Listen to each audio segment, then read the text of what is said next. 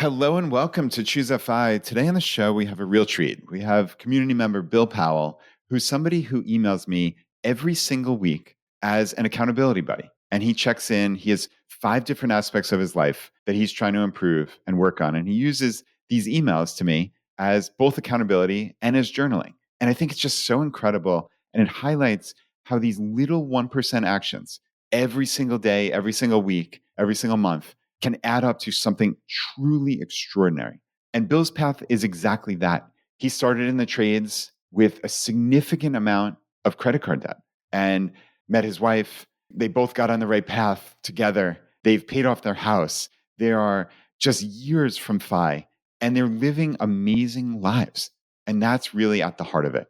I think a lot of you are going to see yourself in this story and are going to take great motivation from this. And with that, welcome to Choose FI.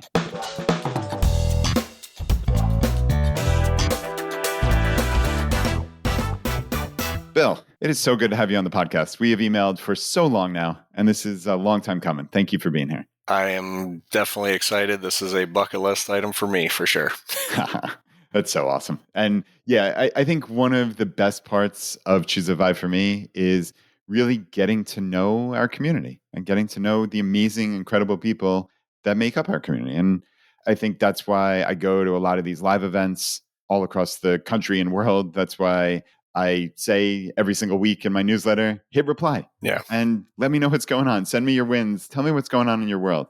And there are a handful of people who email me really regularly, and I feel like they're friends of mine, and you are squarely in that handful. So you've done some remarkable things, and I think one of the cool parts that we talked about was you basically said, the more I can share about my life, the more it can help somebody else. And I think this episode is going to help a lot of people. So let's start from where you came from and where you are now, because I think this illustrates really an incredible amount of persistence, growth, learning, connection, just everything that FI and our community stands for, I think is encapsulated in your story. Not to put too much pressure on you here, Bill. No. But let's go for it. I'd love for you to share with the community. So just a backstory on me. Family was all blue collar.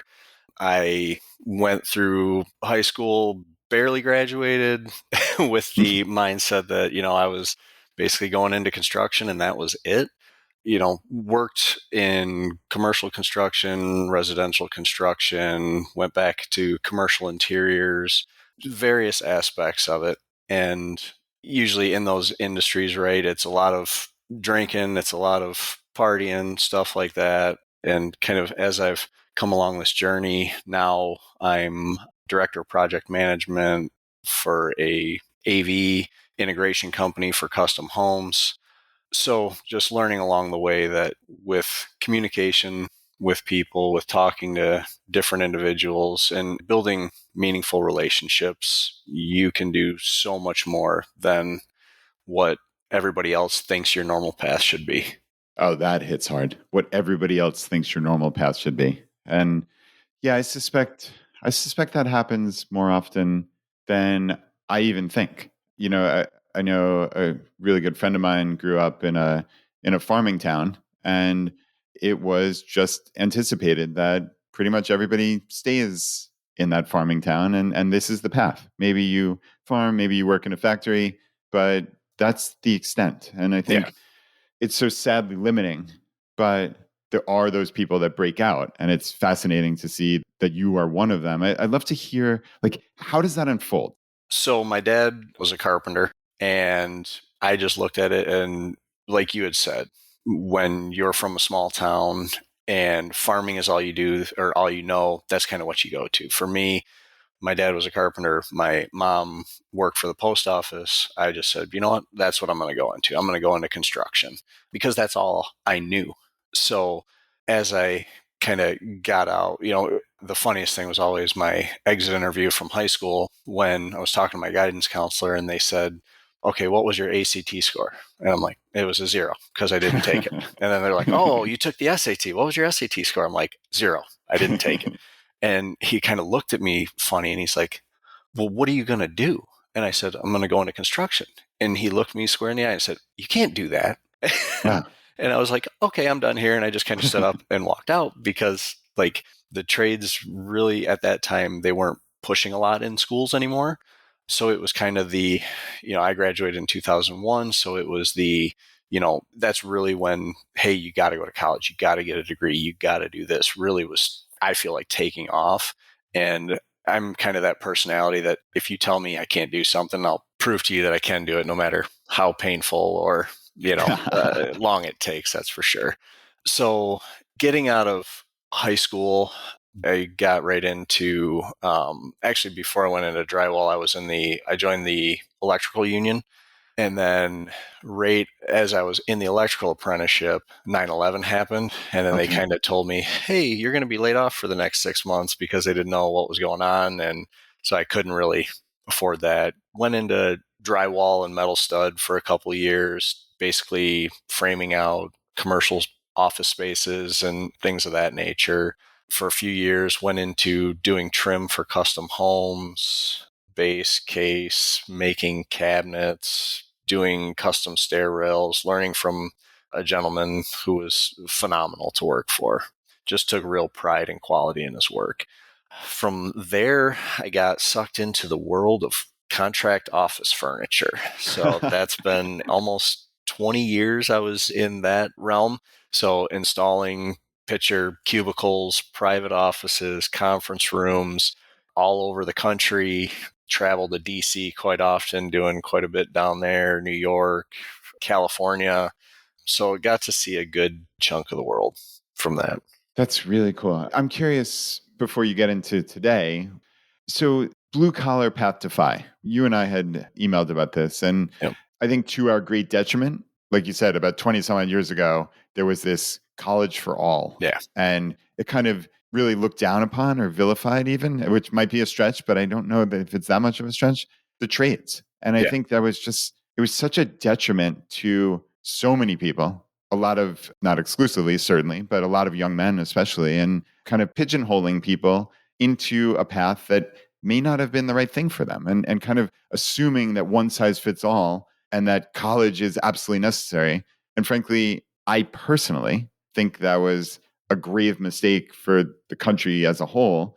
And it's interesting to see, like nowadays with AI and so many jobs potentially getting eliminated, the thing that almost invariably is not going to be eliminated is the trades. Correct. I mean, maybe we can make an argument about that, but I'll go to bat for that as of this moment. And I think there are ways to get into it without obviously giving up 4 years of your life. Clearly, there are apprenticeships, but it's not this onerous cost of college. It's not the 4 years of opportunity cost. To me, there's an allure to that, Yeah. especially for people who know their personal finance. Maybe they found shoes of high early or some other, the simple path to wealth. I'd love for you to talk through like the case for the trades or blue collar work on your path to FI. Yeah. One thing I will say about blue collar work is there is good money to be made if you keep focused and really hone your craft, right? Everybody talks about side hustles. Well, with blue collar work, what you do in the daytime, you can do in the nighttime afterward, right? It's not like you're trying to pivot from one industry to the next. You can go and help a friend on their house or, solicit work that way. One thing I will say that is very lacking in the trades is financial literacy. Mm. So you get even in the union side of it, right? Because union, non-union, that's tomato, for me. But I feel like a lot of people aren't taught that, right? To save money. In the union, it was, hey, you've got a pension, so anything you bring home, you can spend it. Not realizing that, hey, we make a lot of money in the union if I'm intentional about what I'm spending on, and I save in addition to my pension. I can work, I can do that. You can turbocharge so much of your life. But I also think there's a big allure in the trades in general of, hey, let's go out and have a beer after work. And hey, let's go Mm. out and do this. So there's a lot of things that your money can be wasted on too. Yeah, Bill, I hear you about it's really double-edged sword ultimately, right? So the pension on the one side, the potentially nice income, solid income, especially for not having to deal with onerous student loan debt and years of your life. But then there is a YOLO culture, from what I've heard. I haven't been in the world, but a YOLO culture. There's a truck buying culture. There's Yeah. a let's go out for multiple drinks culture. And there's an easy way, I think we all know, no matter what you earn, no matter how little debt you start with, there's an easy way for this to be a real slippery slope into something negative. And yeah, I'd love to hear your thoughts on that generally. Yeah, I mean, I lived it. I would go out drinking. I would spend all my money, and that was it. I was having a good time, and just I can't take it with me, so I'm going to spend it while I'm here, and that's it. Thinking at 20 years old, I knew what life would bring, and obviously, life is the ultimate teacher there. But yeah, I think there's a lot that can happen in the blue collar field in regards to financial literacy. I think the more that they're exposed to it and stuff like that, that they can grow in this area as well. I try to work with whoever is working for me or working with me to really help them understand things, and go through what I've learned just from the podcast, right? And going through our 401k options and talking to the installers that we have here at my new company. Hey, when you're looking at things, look at the expense ratios. What's an expense ratio? The thing that'll make or break your financial future, right? Yeah. So just really trying to focus on that, because I know when I was there, there was nobody helping us out, right? It was just, hey, here's your paycheck every week. Hopefully you can save enough to make it to next Friday. Yeah.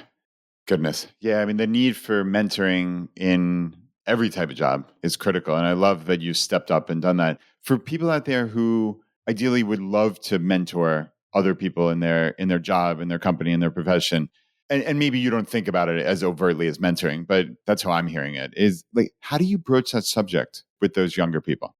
I ask a lot of questions.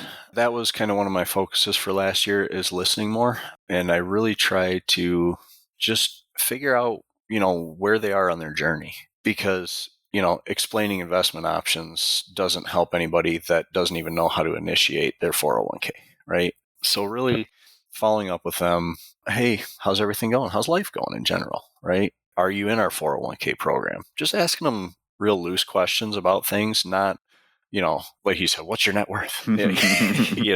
But just trying to get a feel for where people are at genuinely and building genuine relationships to help them move forward. Yeah, I love that. And that's what you talked about earlier. So, a couple of themes that I'm picking up. You said, how have you moved forward in your own life and career? It's talking to people, having conversations, and connection. Yeah. And you just said, and this is one of really the 5 pillars. And I kind of loosely talked about the emails that you sent me, but you send me an email every single week with 5 different pillars of what's going on in your life. And it's really been this cool accountability thread that you just started and you sent to me. And one of them is listen more, talk less, like you said. And I think that can be transformative. Like, of all the things you've done, and they're all incredible, like that to me is maybe the easiest to implement in a cosmic scheme of things, but maybe not so easy, because I think most people want to talk about themselves all the time. We are the stars of our own movie, as I've said many times. Like, we're with ourselves 24 hours a day. We are the center of our own universe. But I think the way that you make real connection with people is by asking them questions. And I love that you hit on that. I'd love to hear you talk about how that has impacted your life more broadly. It's helped me personally, because I have this thing where, like, I love to challenge myself, and I love to suffer a little bit harder every day, right? Okay. No matter what it is, whether it's physical, whether it's mental. And the physical side, I found, is the first real stepping stone, right? It's like, if you can challenge yourself physically, that's fine. But to challenge yourself mentally, it's a whole new level of self-control, right? There are things that I want to say. There are things that I want to respond to people, but I have to stop and think, is this going to move them forward? Is my response going to make them a better person? Is my response self-serving? And don't get me wrong, I'm not perfect at it, right? I, Nobody is. I screw up plenty of times, but I really try to make a conscious effort that what I say is helping them, and it's not just a self-serving story of oh, you did this? Well, yeah, I did this too. So that's really that fine line I walk with, really trying to listen to them and help them, because you've said it before, we learn through stories, right? That's really how we grow.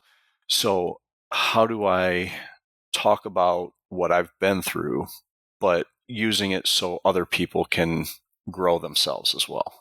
Yeah, I love that. And as you were saying in there, like the reflexive need to respond. I think so many of us have that. And it's almost like even if you're not consciously doing it, it's like a one-upsmanship, right? Like, oh, you did that? Well, here's what I did. And it's really a need to feel seen, a need to feel special, a need to feel whatever. But it's so detrimental to actual connection, I've found. And it reminds me of the famous Viktor Frankl quote that we can't say enough. And this is really the underpinning, I think, to me, of inner work generally. And I think that's been another, I don't know if you term it that way, but that's been another one of your 5 pillars is inner work. And this quote is, between stimulus and response, there is a space. In that space is our power to choose our response. In our response lies our growth and freedom. And Bill, to me, that Frankl quote is everything, because if you can just create that little bit of space Mm-hmm. between that stimulus and response, you're listening to this and maybe you're reactive. Then we're all reactive. If you can just find it somehow to create that little bit of space, I promise you it will make your life better in a noticeable and appreciable way.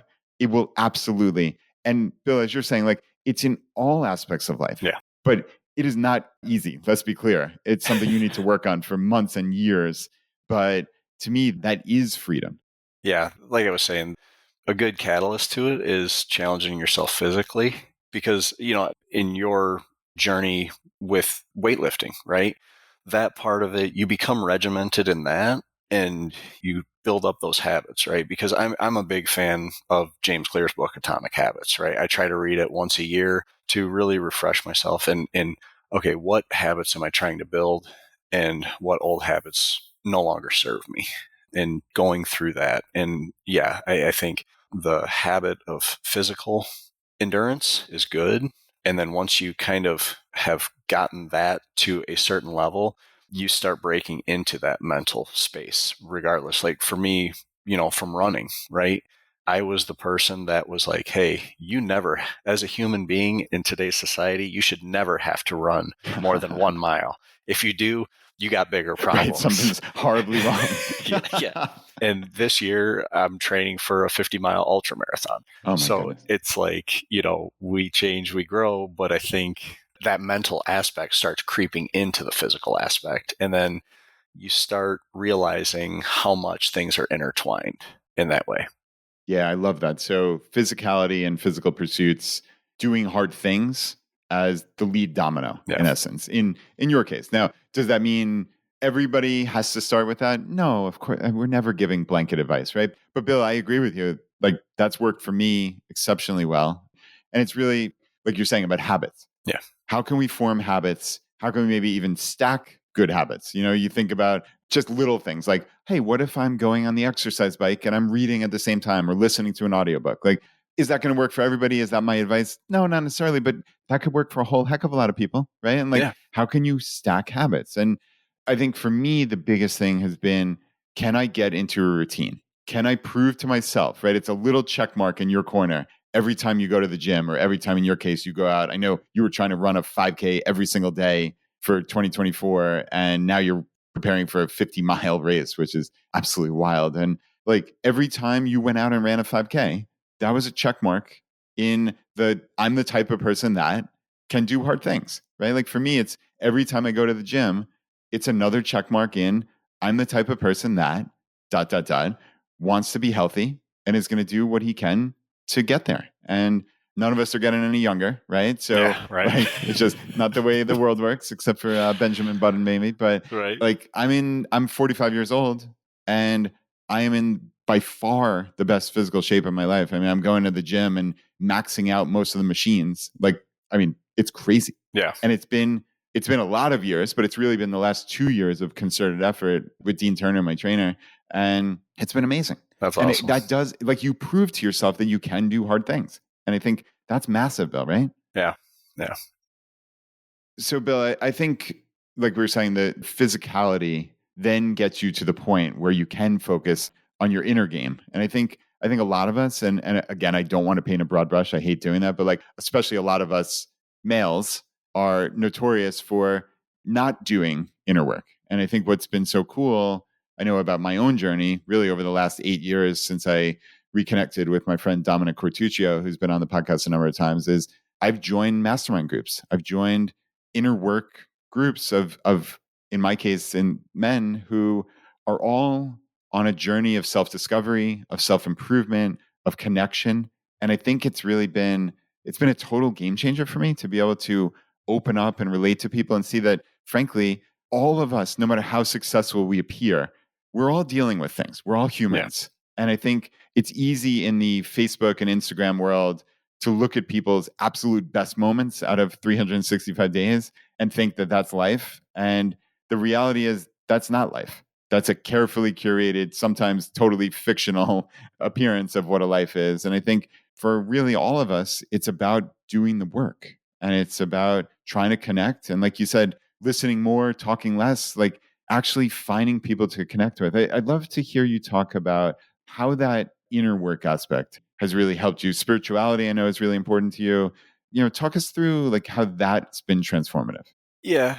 So I would say finding the podcast has really been the catalyst to self-improvement, right? I always tell people, like, when I share your podcast with my friends and that, I always tell them, like, it started out as a financial podcast, but it's more of a life optimization podcast in every aspect of it, right? So it's spurred me into reading more and doing more.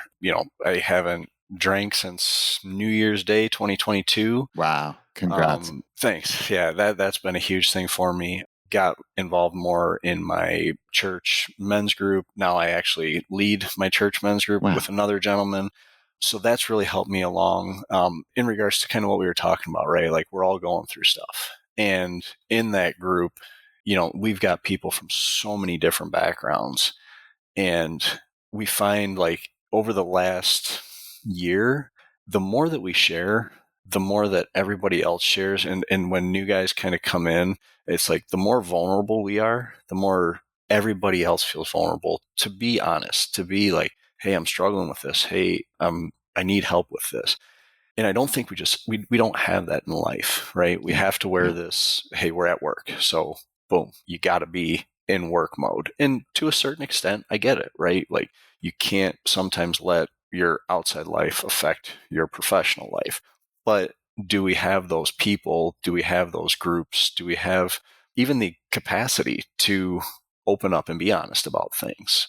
I think when we do that, again, it not only helps us, it truly helps us so much. It's unbelievable. But to watch how much it helps other people is life transforming, right? You see guys that just come in, don't even realize that this type of transformation exists in life when you share things, when you work through problems, when you have, accountability partners, whether it's through your church, through even just emailing you, right? Like Yeah. sending that email every week. It's like, it forces me to go back and go, okay, what did I do? Did I do anything? And being honest about it. Yeah, I love that. Accountability is so huge. And I know like Brian Feraldi, who's been on the show so many times, Yeah. and we text each other every week. So going back to the physical aspect, when he's doing Dean's workouts now as well, Oh, whenever okay. we finish a workout, we just send each other, hey, upper A done or lower B done. And it's just like that little check-in. You're not looking for a response necessarily, but it's just, hey, I did it. Yeah. I'm here. Yep. Right. And I showed up. And I think that it's really, really important. Yep. My buddy who's running the 50-mile ultra with me, we're friends on, Map My Run and that. And it's like, we're always checking in and like, we're seeing what they did, commenting on it because it just links automatically. We don't even have to send anything to each other. We just kind of like, oh, hey, good job on the run. It auto posts. We don't have to worry about anything like that. But it's just that it's not even accountability, but it is that motivation. Yeah. It's that, hey, we're in this together. We're going to do it together. It's going to be horrible. I'm sure it's going to be horrible. We're fully prepared for that, but we want to push through it together, Yeah. and having that group that, like you said before, your tribe of people to get through those challenges, to come out the other side, building exponential growth off of things, off of the hard things in life. Yeah, I hear you. And one thing that jumped out to me too, and you're writing me this email every week. It's similar, frankly, to a journal. It's similar to journaling, Yeah. and it's also like I think about the reticular activating system, where basically like what we're looking for, like we find right in that. Hey, if you go out and buy like a red Audi, and I'm not advocating that by any means, but you're gonna see a whole lot more red Audis. It's Yeah. just the way the brain works. Similarly, and this might not be an exact one-to-one, but similarly, this is why a lot of people do gratitude practice.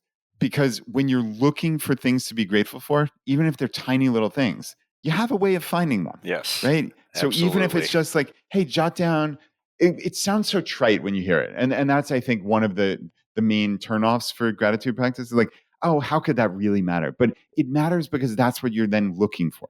You have attuned your entire brain to, I'm going to look for those little positive things in life, and I'm not going to look for the tiny little things to complain about, which so much, I mean, frankly, that's what passes for a lot of conversation in life is just people complaining about little things. And it's really frustrating. And who wants to be around somebody like that? Yeah, if you're negative, guess what you're going to find? You're Yeah. going to find negative. It's the seek and ye shall find. There is no doubt about that. One thing that's, really helped me, there was a book I read. It was The Miracle Morning. Yeah. And it was a good book. And, I read it and I tried to force the structure on myself. And it was square peg round hole, and it didn't really form to me, right? I tried actual physical journaling every day, and it became, just a thing to do. It wasn't really helping me at all. But, in working and staying with some sort of morning routine, it's like now I can set my kids and my wife know, like, do not interrupt the process, because like if it gets interrupted, the whole process is shot. And it's like, get up, make coffee, read my Bible while the coffee's brewing, go back, get the cup of coffee while I'm reading my whatever self-help book I'm Yeah. reading, do yoga for 15 minutes every morning. And then it's like, get the shoes on, go for my run. And it's this structured thing. And then Tuesday mornings is my journaling time, right? Mm. I don't like to journal every day, but that Tuesday morning that I get that email, it's like, okay, this is my time to unload what I have, the highlights, if you will. But it's like, okay, this is what I did. And do I feel good about what I did for the last week? Or do I need to step it up a little more? Yeah, that's really cool. So, right, that Tuesday email is literally my email newsletter. So, if Yeah. you're listening to this and you're not getting my newsletter, it really is pretty good. I sit down and write it personally. Unfortunately, usually every Monday right before the deadline. But yeah, I think it provides a little bit of inspiration because we talk about like the 1% wins that other members of our community did that week. And then I have a couple little sections of things going on in my life or interesting things in the personal finance world. And I think it just helps. I think it really like, it just provides that little bit of inspiration. And yeah, I love, Bill, that you've turned that into like your own journaling time. That's what's so cool about it. So yeah, really, really neat. I yeah, I know we can talk about this a lot. And you mentioned The Miracle Morning. That's a book by a guy named Hal Elrod. And I think something that's important that you said in there, and I think a lot of people get bogged down in like letting the perfect be the enemy of the good, right? It's like we can get so bogged down in, oh, I want to do the 75 hard, but do I have to do it exactly perfectly? And if I can't do it, and if I miss a day, then it all goes to hell and it's not worth it. Or like, people get really hung up on like, it has to be perfect, Yeah. or I have to keep that streak. And it's like, give yourself a little bit of grace sometimes, right?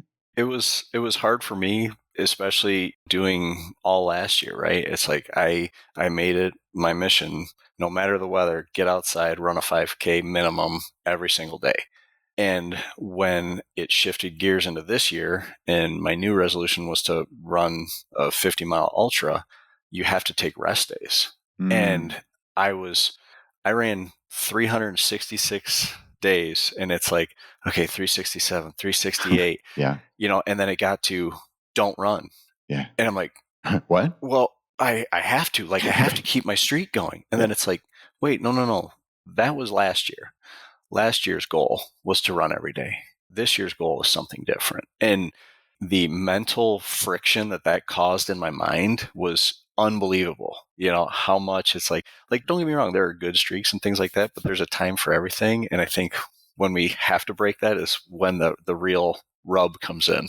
Agreed. And yeah, it's not to vilify streaks, because I think anything that can help people keep routines can be useful. But I think it's just like anything. There's a balance in life. Mm-hmm. There's a balance in everything. There's a balance in personal finance. There's a balance in life. And when you let that streak override common sense, like if you're training for an ultra marathon, it's to your detriment. And I think a lot of us sometimes do things to our detriment, thinking that we're doing something positive. And I would just counsel like everybody, like, you got to be smart. You got to also look at like, hey, what works for me? Not what's the blanket advice, because I know on a podcast like this or other podcast books, like it's very hard to give blanket advice to hundreds of thousands of people at one time. It's really hard. The only blanket advice that I would say is improve yourself every single day. That cannot go wrong. I'll sign up for that. I like that. And it doesn't have to be something big, right? That's the whole point of the 1% actions that we talk about at Choose a Vie all the time. Like it can just be something small, but just push the ball forward. And you find yourself looking for those things. And it becomes a habit. Yeah. Yeah. And you stack hundreds of those into thousands of those over years and decades. You got a pretty darn good life at some point along the way there, right? Yeah.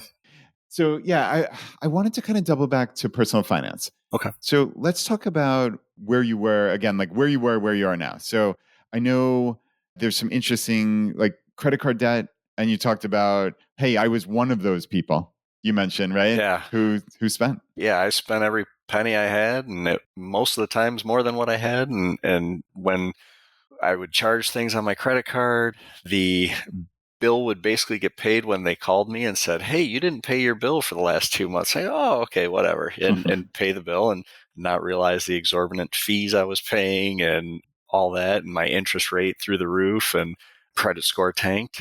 And met my wife, and she was the polar opposite of me. And she was like, nope, everything gets paid on time. Like I do not miss a payment. And I was like, huh, okay. So then it started out as a credit game, right? Downloaded the Credit Karma app, and it was like, well, I wonder what would happen if I paid and it's like, oh, my credit score went up. My credit score went up again. So it kind of started there. And then it was in 2008, we bought our house, and, luckily we bought our house in 2008. So it pretty good timing. Yes. And as we kind of worked along, it was paying off the house, adding extra payments and stuff like that, and wanting to pay my house off. It didn't make financial sense, and I know it didn't, with how low the interest rates were. But to me, the security and the mental side of it, of knowing that my wife, my kids would have a house and all they would have to worry about is paying taxes on it instead of a house payment, that to me was worth every penny. So then really started getting into that portion of it, found the podcast, and then took off from there. I mean, I crunched through at the time, I think it was 360 some odd episodes in about 5 months, something like that. That's amazing. Yeah, I was so glad I found that, you can listen to it at 1.5 speed. That helped. Yeah, not bad at all. But, really hammered through that and started digging into, okay, I have savings, but what else can I be saving? Digging into, now it's like I max out my Roth, I max out my HSA. I don't max out my 401k because I don't want to be stuck in the middle class trap. So I take a certain percentage of that and dump it into a taxable brokerage account. Okay. So I've got kind of buckets here, there, and everywhere. Okay. Hey, Bill, let me jump in. What's the trap you're talking about? The middle class trap, right? You're rich on paper. Gotcha. But you can't access it until 59 and a half. And it's like, I like I don't want all my net worth to be tied up into my house and into, retirement. And obviously, yes, there are things we can do to get it out earlier. Of course. But to me, it's like, okay, can I invest in all these things? And how do I balance them to be able to access them early, but not have to jump through, Roth conversion ladders and all that stuff, right? I like that. And yeah, I think obviously to each their own, but it's hard to argue with flexibility. It's hard to argue with having some Roth accounts, having an HSA, having some traditional accounts, having taxable brokerage. Like it is very, very hard to argue with that, because what it does is it gives you that flexibility when it comes time to, okay, hey, I have to actually draw this down now, but maybe I want to contemplate getting health insurance ACA subsidies. Maybe I want to contemplate having a low enough taxable income to, like you said, do Roth conversions, or doing tax gain harvesting is another thing. Mm-hmm. So there's a lot of cool tactics that those of us in the FI community can undertake, but it makes it easier when you have more flexibility. So I think that's smart. Now, of course, again, everybody has to look at their own situation. Like, hey, what tax bracket am I in? If you're in a massive 30+% federal tax bracket, okay, maybe maxing out the 401k makes a whole lot more sense. If you're Yep. down in the 10 or 12%, probably doesn't make as much sense. So again, there's no way to give blanket advice, but also you reference how to get your money out early. We did an amazing episode with Sean Mullaney. It was episode 475, and it was literally called How to Access Your Retirement Accounts Before 59 and a half. So there are ways, but like you said, if you want flexibility, like, would I ever begrudge you that, like, you're putting money in a taxable brokerage? No, of course not. I've been doing the same thing for forever. I think that's a really smart thing to do based on your own Yeah. situation. And it's not like it's all over the board, every different investment. It's like, it's pretty much the exact same investment in every single bucket. Yeah. but it's just the availability of when, the tax efficiencies, things like that, that I just enjoy. I don't always make the smartest, I'm far from making the smartest decisions. My wife and I, we recently bought 2 brand new trucks, but to us, it made sense because knowing that the truck is going to last a long time, it gets great gas mileage. We bought a 22 and a 24 Ford Maverick, the hybrids, and they're getting like anywhere between 45 and 50 miles to the gallon. Wow. And they're under $30,000 brand new. Really? Yeah. So for us, it was like, okay, we can do this. We can pay these off. And, hopefully when the girls need a vehicle, I won't need a vehicle. So Sounds about that's, the ultimate goal. They could just have that and I could ride my bike to the store and greet people at the door. Hey, you love connecting with people, right? You love asking questions. That's Could it. be worth. That's it.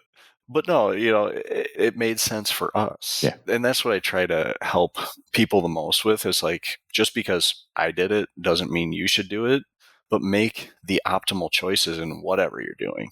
If you're struggling for money, yeah, buy a used Honda, Toyota, something that's going to last you for 5-10 years till you get some savings up. Man, it made sense for us. I think that's a quote for the ages, right? Because I think that at the end of the day is what we're doing here. There's a whole smorgasbord of options for us to pick from. And there's no one path to FI. There's no one path to a great, successful, happy life. It's winding, it's circuitous, and we're all just kind of figuring it out day by day. And to imagine that there's one prescribed path seems pretty silly. I mean, sure, would I go to bat and say, hey, you need to live below your means and save money? Yes, I would obviously go to bat for pretty much everybody. Hey, you need to try to cut some frivolous expenses. You need to try to earn more money and get more skills. Yeah, of course. But on the investment side, like, I personally invest in low cost index funds, or really VTI, which is a exchange traded fund now. But is that the right path for everybody? No, there are plenty of people who invest in real estate and things like that, and that's fine. But I think, hey, this was the right path for us. It worked for us. And I think that's a cool way of looking at it. So, okay, it sounds like the house is paid off, or pretty darn close. Nope, it's been paid off for 2 years. Hey, nice. Yep. Obviously, since after meeting your wife, the credit card debt was quickly squashed. But where are you now in your FI journey? We live well below our means. As soon as I hit a certain threshold, I just kind of said, all right, are you good with us living kind of here and anything else is invested? And my wife was in agreement. And basically, if we buy a new thing, it has to be because we've offset an old thing. So, when the trucks get paid off, if we want to take something else and put it to that, yeah, great. So we've been very smart about not letting lifestyle creep happen. The house we live in right now, we did a major reconstruction to it in 2016, kind of adding to the kitchen, things like that. But, it's all been, hey, let's focus on this amount of money and go from there. I would say we're about halfway to FI. Okay. But my new career has kind of afforded me to add to that. So it's kind of definitely going to be helping me turbocharge that and move forward. That's awesome.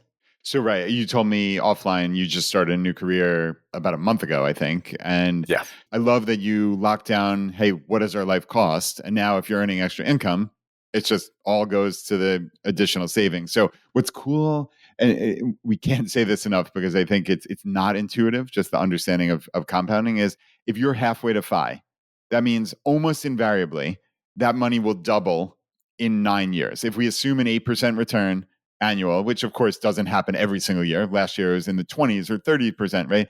But over the long term historical average, we usually do 8%. So that money will double in 9 years, which means if you save $0 in the next 9 years and continued working, you'll be at FI, which is pretty awesome. And it sounds like, if I'm reading between the lines, you have a pretty massive savings rate. So you're going to reach FI well before 9 years. And then it doesn't mean you leave your job, obviously, but it means you have flexibility.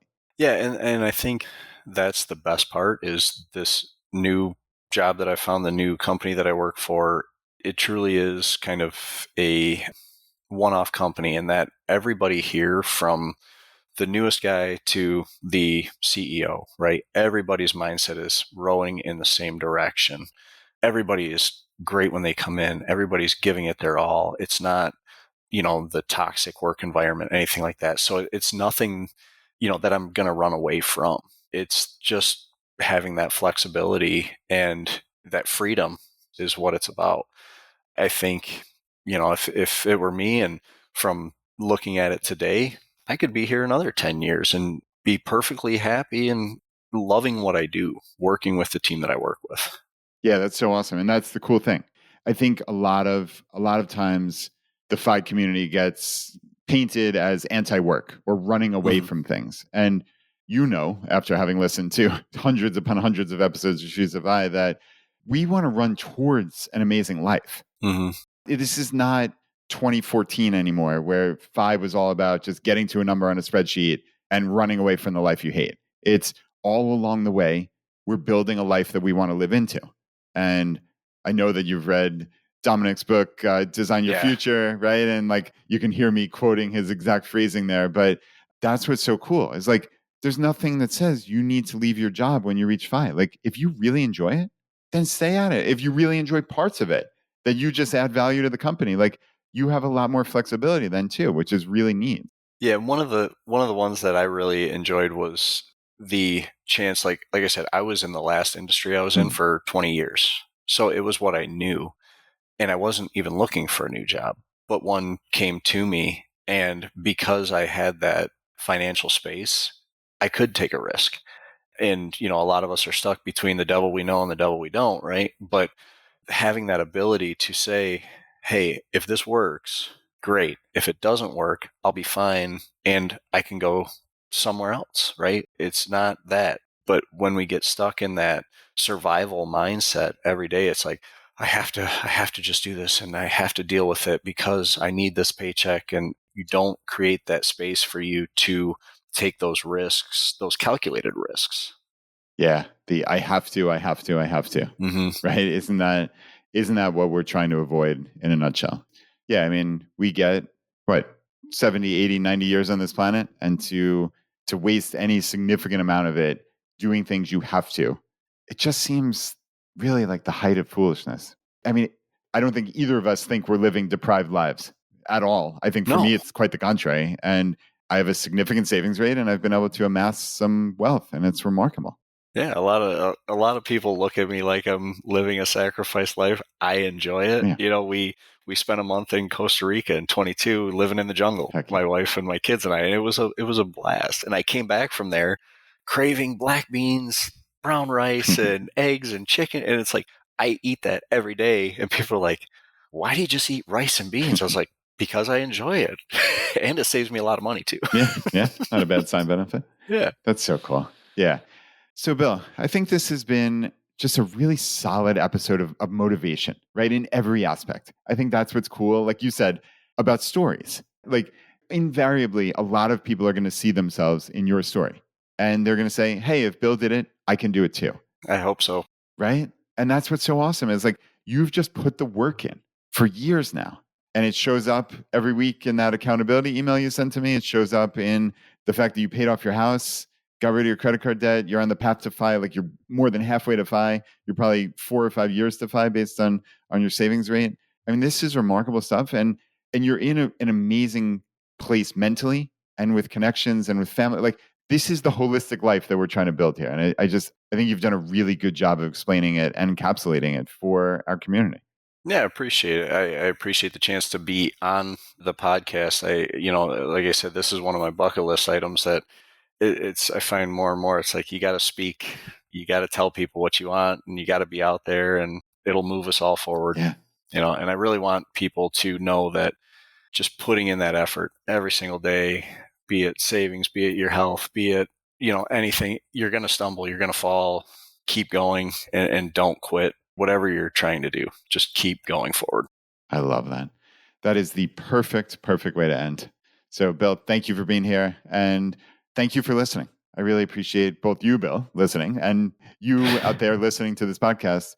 It's about showing up. It's about taking action. It's about moving our lives forward. And it's just trying to get a little bit better every day. We're not trying to hit home runs here. I think that's the beautiful part about FI is you take tiny little actions to make your life better. And over years and decades, you're going to be absolutely transformed. And it's really not that hard. It just takes these little things. So as always, thank you for being part of our community. And thanks for listening to Choose a FI.